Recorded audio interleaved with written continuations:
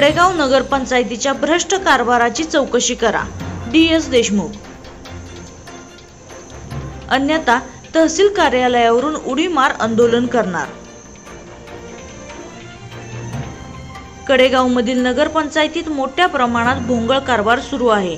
नगरपंचायतीच्या माध्यमातून मोठ्या प्रमाणात भ्रष्टाचाराची प्रकरणे बाहेर येत आहेत।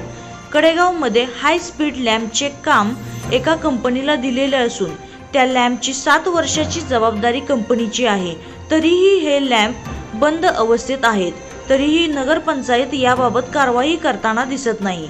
या भ्रष्ट कारभाराची चौकशी करावी, अन्यथा तहसील कार्यालयावरून उडी मार आंदोलन करणार असल्याचे निवेदन पाणी संघर्ष समितीचे प्रमुख राष्ट्रवादीचे नेते DS देशमुख व वंचित आघाडीचे जीवन करकटे यांनी जिल्हाधिकारी यांना दिले आहे। या निवेदनात देशमुख व करकटे म्हणाले आहेत की कडेगावमधील बालोद्यान कोणत्या सिटी सर्वे गटात मंजूर करून उभारले आहे याची माहिती द्यावी। तसेच धर्मे गल्लीत ओढ्याकाठी हे बालोद्यान उभे असूनही या बालोद्यानला ओढ्याच्या पाण्याचा फटका बसत असून या छोट्याशा जगात लहान मुलांना खेळण्यास वाव नाही। तसेच या बालोद्यानमध्ये उभारलेले साहित्य हे अतिशय निकृष्ट दर्जाचे आहे।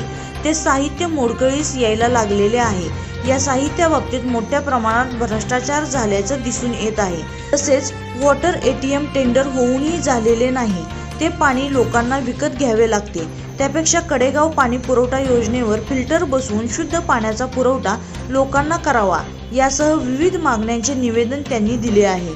याबाबत योग्य ती कारवाई न झाल्यास 18 तारखेला राष्ट्रवादी व वंचित आघाडीच्या वतीने तहसील कार्यालयावरून उडी मार आंदोलन करणार असल्याचे DS देशमुख व जीवन करकटे म्हणाले।